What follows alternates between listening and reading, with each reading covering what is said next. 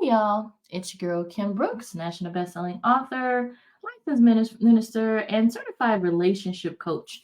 My channel is all about healthy relationships, empowering single women of God, and I do a weekly Bible study every Friday, Friday Night Live, singles Bible study every Friday evening, and in between I throw in commentary about relationships, healthy love, anti-toxic love, and then for the upcoming new year, we're going to add some interesting topics, and I'm going to share more about my own private life regarding narcissism, submission, healthy versus toxic, and some very interesting things we're going to cover. So stay tuned for that. And I also recently added that I do commentary for some of my favorite social experiment dating reality shows, such as this one, Married at First Sight. So this is the first one that I'm doing regularly, and I may add one other one soon. So, yeah, welcome, welcome, welcome. I'm just going to share my take from my perspective regarding Married at First Sight. I do realize these shows are edited heavily, so we don't always know what goes on behind the scenes. I'm just sharing based on what I see in front of me on the screen. So, if you like what you hear, please like the video, subscribe to my channel, and comment, as I would like to hear your perspective as well. Your perspective matters. I mean, we all see from a different lens. So, welcome to my channel as I share from mine. Okay, now this episode, it starts out with, oh Lord, it starts out with an argument that Claire and Cameron are having about the heat. I guess she said she was hot or something like that, because it was, starting out with their waking up the next morning. And I like how Cameron kind of stood up for himself. He was like, well, not once did you tell me to adjust the heat. So, and so she was just like, oh, okay. And then they talked a little bit about Claire sharing how she was shocked that she didn't know about his father. And then he kind of gave perspective on that and was sharing how, um, he doesn't really like to talk about it much because he doesn't know how him sharing the news would affect his health because he's going through so much. So I like how Claire showed empathy in this scene, and she validated him. So I really like that a lot.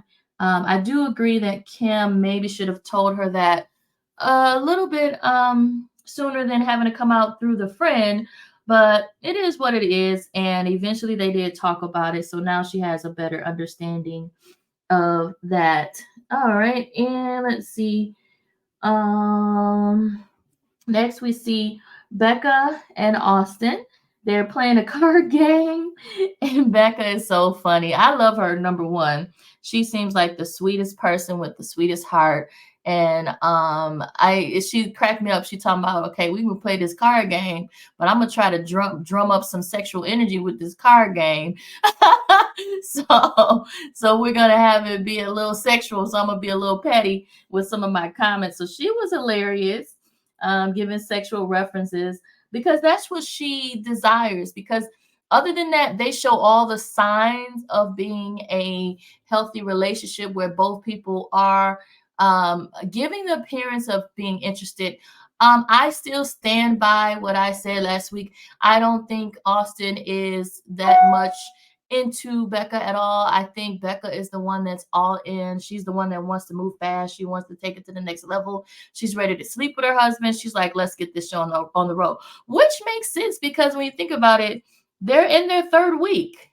They're in their third week. They've been married and they both seem to like each other. So she's just ready to I was gonna say go to Pound Town, I can't remember what was that girl's name from that previous Married at First Sight season that kind of coined that phrase. That was so funny when she talked about some Pound Town.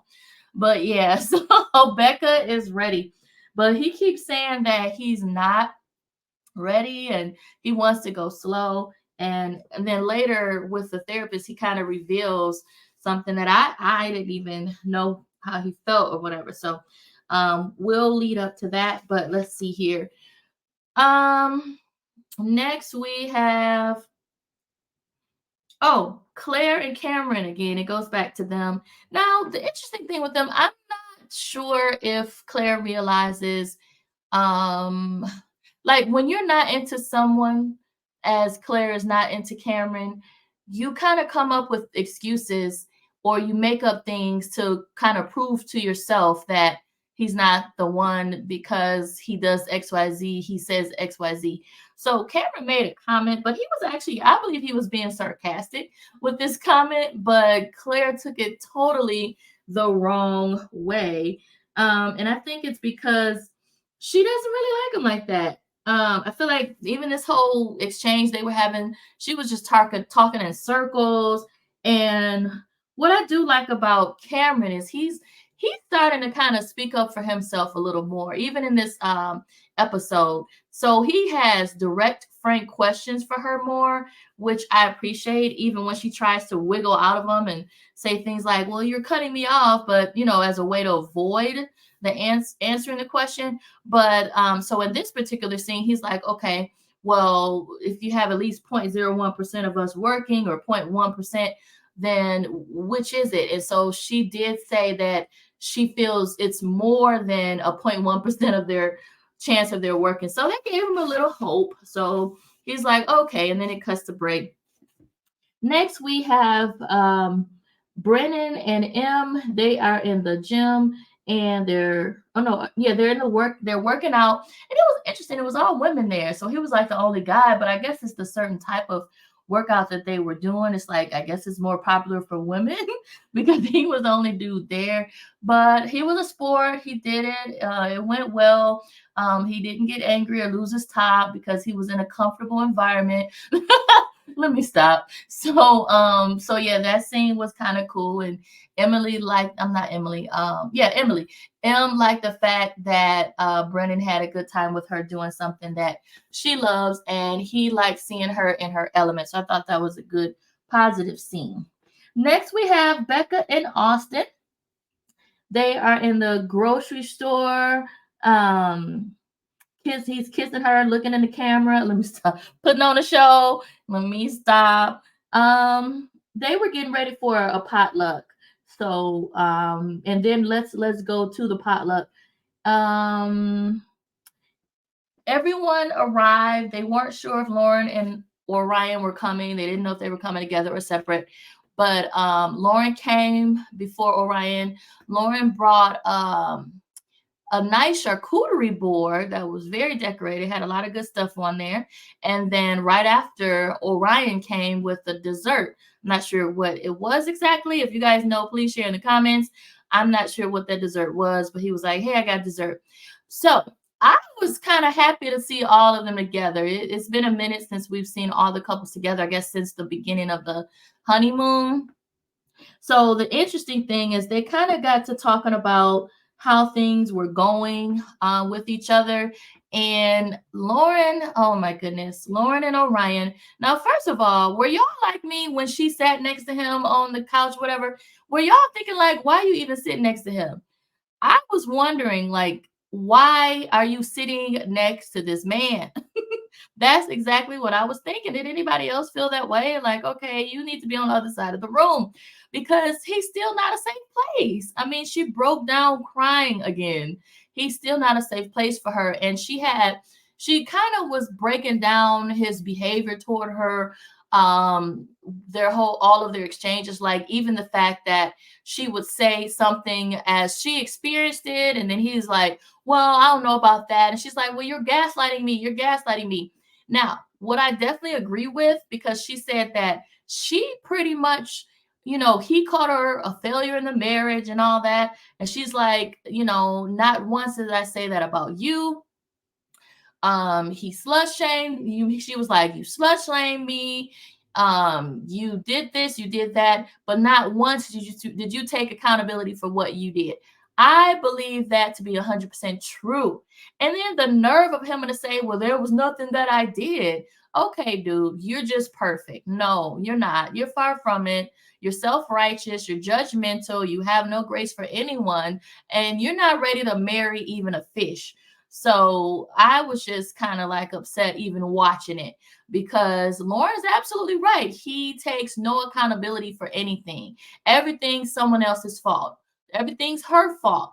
Oh, if we would have handled our arguments a little bit differently, then maybe I would have stayed. And to be honest, I he's giving me the vibes of a man that positions himself as the prize. We know about those type of feminine men. Because that's not a man in his masculine energy. So he feels like he is the prize. So he probably, even to his friends, remember he was talking to his friends the other week and they were like, oh, no, you deserve better. That's what women say. So he feels like he's the prize and he's protecting his feelings. He can do no wrong, even though she pointed out all the exact examples of what happened, how he discounted her feelings, how he never apologized for his part in it. Like he's just been so perfect. So she just got fed up. She started crying. She felt upset. And then I thought it was so sweet. Claire kind of like teared up too. So they got the little sister girlfriend thing going, like she felt for her friend. And I felt for her too, especially when she broke down and cried in the kitchen. Oh Lord, I started crying, and then everybody else started crying. People started talking about in that room. They were sharing how they were having challenges. Brennan talking about he's not romantically interested in his wife, and then Claire and Cameron started talking about their problems with differences in religion, differences in how they're gonna raise the children. I mean, big things. And then Beck and Austin started talking about their challenges. So it was like everybody just started crying because they didn't realize that they weren't the only ones that were struggling in their marriages. But it's week 3. And I think it's an 8-week process. So it's like, hey, it's a quicker process because in the real world, in a relationship, you got the first, I would say 2 or 3 months. Well, I would say the first month is kind of like the honeymoon phase, first couple months. And then by that third month, you kind of see whether or not you're going to keep dating the person or getting to know them. So you got more time in the real world to kind of process things, and the honeymoon phase, wears off, and you're kind of like, okay, do I still want to continue with this person, getting to know this person, dating this person?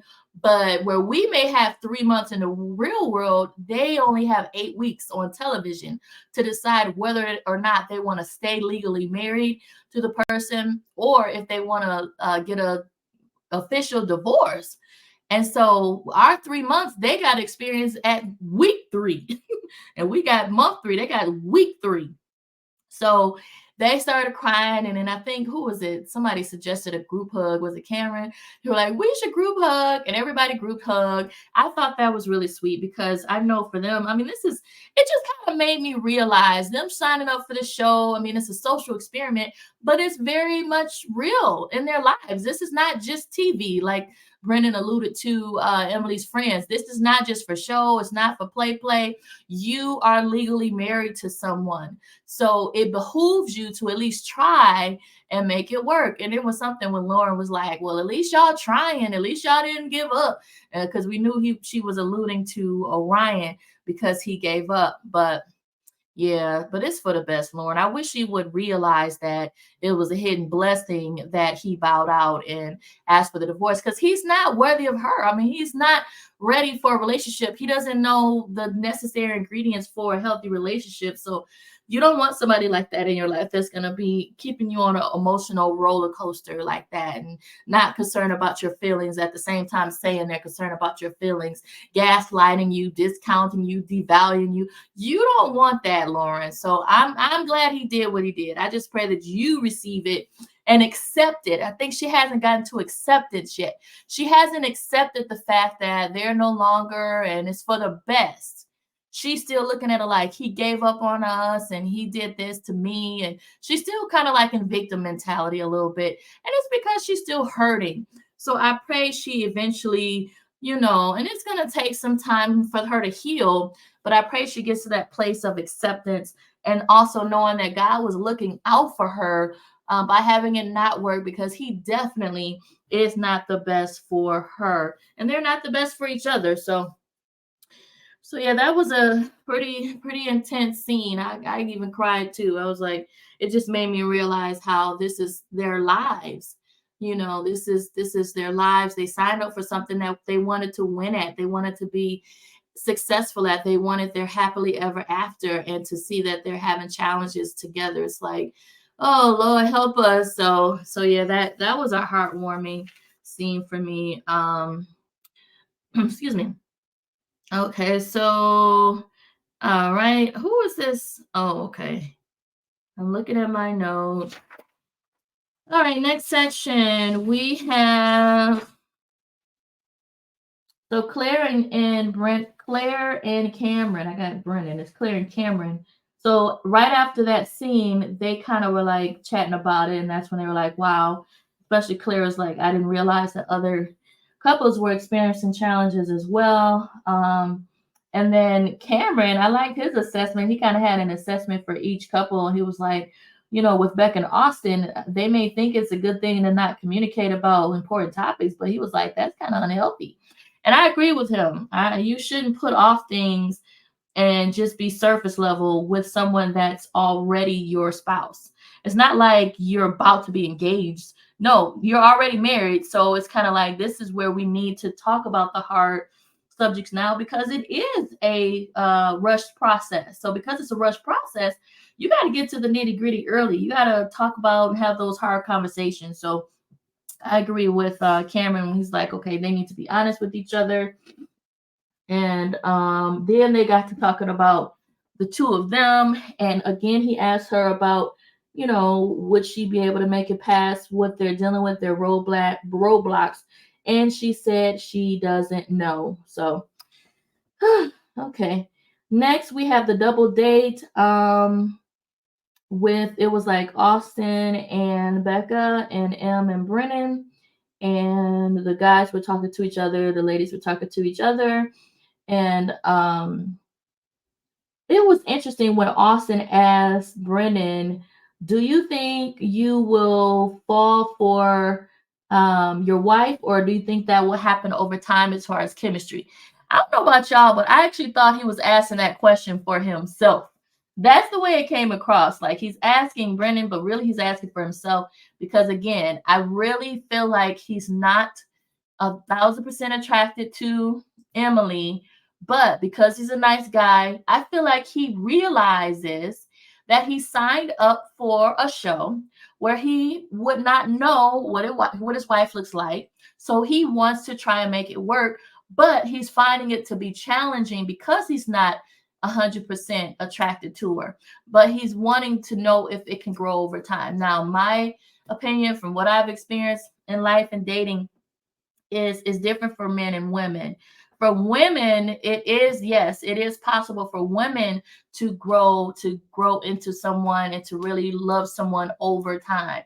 And it's because for us, love is based on how we're treated and how they make us feel and other factors.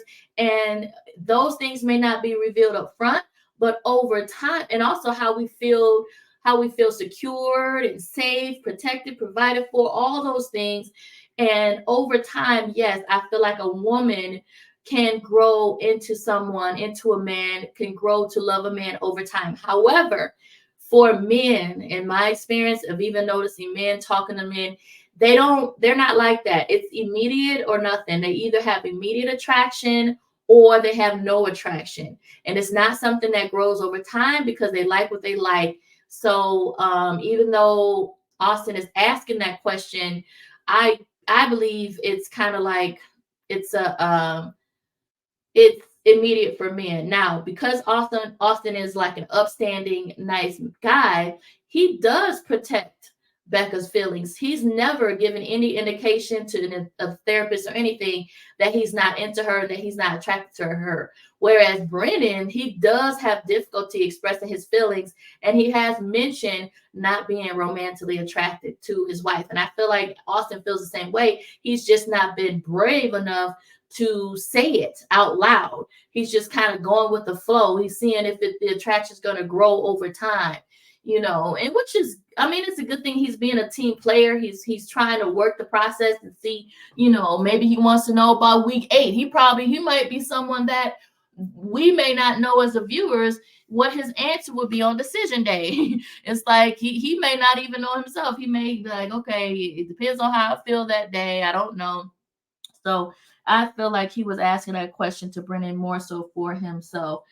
And then we have M and Becca talking, and Becca, she's such a sweetheart. She's always going to be asking about the other person instead of herself. She's asking about how Em feels and their relationship, and so Emily shares how she kind of needs someone. She started crying a little bit because she's like, I need someone who is sure of me, which is valid. Oh my goodness, that is so valid. And I love Emily too. I mean, yeah, Emily too, because she is a sweetheart as well. And I love people who are comfortable and being themselves and who have good hearts and they want to make it work. But of course, you want to be attractive to your spouse. You want your spouse to love you, to feel for you, and especially when I believe she is into him, but she's like, okay, she's crying because she's like, I want him to be into me and I want him to be sure of me. So that's valid.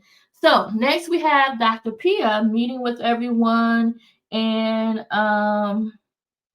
she met with Cameron and Claire, and they were talking about being more in the moment because they initially were saying how they don't see the long term. Uh, what did I have here? Viability is not there. So she kind of suggested that they kind of be more in the moment. And then Dr. Pia, oh my goodness, when she talked to Emily and Brandon, it was like, oh boy, Brandon he has anger issues. He's very insecure. His ego is huge and out of this world. I think his ego is bigger than the average man's. He has anger issues, and I actually, and this is my take, let me know in the comments what you guys feel, but I think he has a problem with receiving any type of input from women. I think he has a problem with women in general who exert any type of authority, whether it be a counselor, a teacher, a therapist, or even his wife, if she gives the appearance of questioning him or challenging him, or I let me see, would I consider him a narcissist? I don't know. I haven't seen enough to tell if he's a narcissist, but he kind of does give off the covert vibes of a narcissist where they cover it up and you wouldn't know because they're so normal initially at the surface as far as, but the way he responds to when he's challenged, especially to women, it's very telling. It's very telling. The way he talked to Dr. Pia when she was simply asking him how he feels, and then when she was initially asking Emily and he's like, he would not stop talking to Emily when Dr. Pia asked her. And did you guys notice that even after she asked like a third time and Emily answered, that he then spoke to her still? So to me, that was disrespectful because he knew that she had asked her to speak for herself. He tried to speak for her again. He was like, well, remember when Dr. Pia was like, when you squint your eyes, Emily, what does that mean? And here go Brennan trying to answer for her. I think it means she's thinking. And then M was like, I'm thinking and I'm also frustrated. And then Dr. Pierce, she was shade. She did slight shade. She was like, see there. That slight shade cracked me up. So yeah, I don't know what it is with Brennan. He doesn't like to feel challenged or questioned by women because I got a feeling if a man did the same thing, I don't think he would give them the same response. I don't. I think it's a woman thing for him. So yeah, not good, not good. When Dr. Pia was like, I think you need therapy for kind of unpack to need so you can unpack your feelings. I thought that was valid. And he got offended by it. Like, I don't know. First of all, you said you don't know what your feelings are. You don't know what your emotions are. That's unusual for a human being. So she was suggesting a way to fix it. And then you got offended at her suggestion. And then afterward, when Emily was trying to encourage the same, because she also feels like he needs to be able to unpack your feelings, you have to be able to point out how you feel. Not, but see, the thing is, he interpreted it wrong. He thought she was saying you need to express how you feel about Emily. When it wasn't him not being able to talk about how he feels about Emily, she was speaking of you need to express your feelings and know what they are and be able to share them in general, and in general, your emotions in general. And that's where the disconnect was, is because he sees women from a lens of like, even initially before the therapy session, he's like, what's her intention on meeting with us? I mean, he's like, he's thinking everybody is coming to judge him and attack him, and he's very defensive. I mean, he did that with Emily's friends. He did it with Dr. Pia. I mean, yeah, he needs therapy and he needs some other things, but he is definitely not, I was going to say Ready to Love. That's another show I watched. He's not ready to be married. And he may be someone who signed up for Married at First Sight because that was the last ditch effort, because other women, he probably didn't have relationships last longer than 2 months. And I do feel like there are some people that sign up for Married at First Sight because if they didn't, they would never get married because they don't know how to communicate. They don't know how to live with people. They don't know how to express themselves without being disrespectful. So yeah, Brandon, he's cute, but he got a lot of issues. He has anger issues. He has anger challenges, and that's not good, you know. And then also when he will call himself not letting Dr. Peter ask questions to Emily, and then he's gonna say, you know, he was being protective. That wasn't protective. That was not protective. He was being controlling. He was controlling the situation. He was being controlling towards Emily, because how are you going to say in one breath, you have no romantic feelings, you have no feelings, you have no attraction, but all of a sudden you want to protect her? No, that was cap. You were being controlling. So, yeah. All right. So that was them. And let's see. We covered that pretty well. Um, oh, I have he's playing in our faces. I agree. I think Brendan is playing in our faces. He's a grown man. He knows exactly how it feels. He feels. He just doesn't want to come off as a butthole. And I think he's doing it anyway. So he might as well just be honest, because the way he's coming off now to the world is not good. So next we have Becca. I like how Cameron says Becca. What does he say? Becca. I think he says Becca. Something. Becca and Austin. And I like how Dr. Peter kind of straight out the gate was talking about intimacy. And then Emily goes, I like making out with him. And then I guess Dr. Pia, she's also a sex therapist. So she suggested they kind of warm up to each other sexually, you know, even if it's not intercourse, maybe do foreplay and some other things that could lead into it. So I guess Austin was down for that, and then Becca was excited and happy and giddy, and so I guess they both agreed to kind of like slide in that direction. So but yeah, so that went well. Theirs was a positive experience with Dr. Pia because they both were excited with the outcome.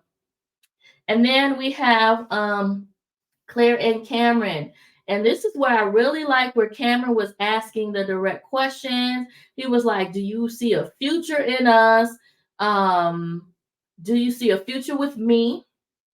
Do you want me to leave? I mean, he's asking straight up clear questions. And then he go, Claire, you're cutting me off. No, he's just asking questions. So don't act like, um, oh, he's cutting me off. No, he was just asking questions. So she eventually was like, well, if you leave, I might be sad, but I don't know if it's because I'm missing a warm body or if it's because I'm missing you.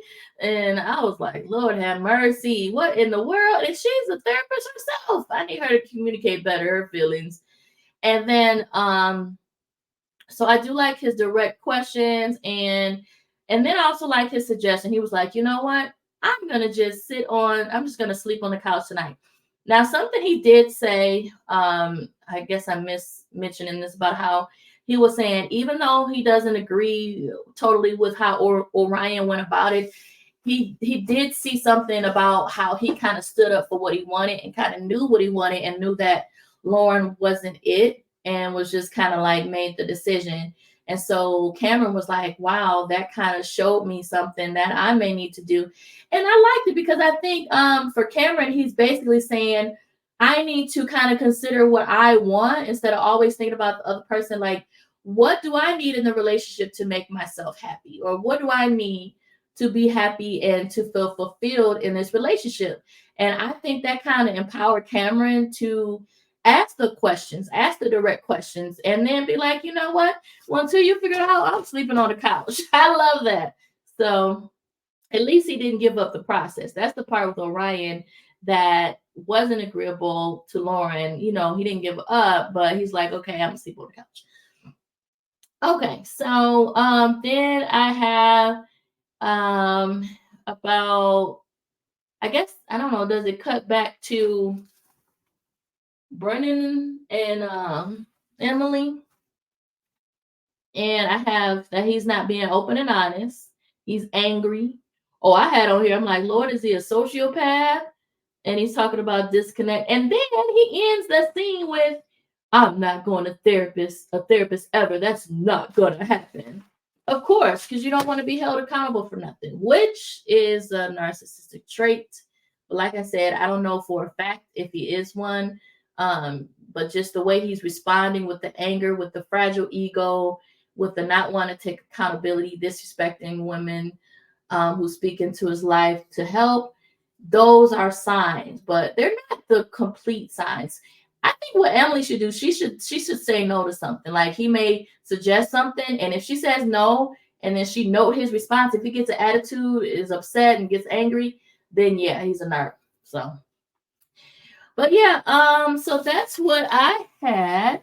Those were my notes, and then of course they show what happens next week, which should be interesting. But what do you think? Share your comments, like the video, subscribe to my channel, and thank you so much for listening. Have a blessed and wonderful day. Be and stay encouraged, and check out more about me in the description. Check out my books and also how you can join my community. Community. All right. Okay. Have a blessed one. Be and stay encouraged. Peace.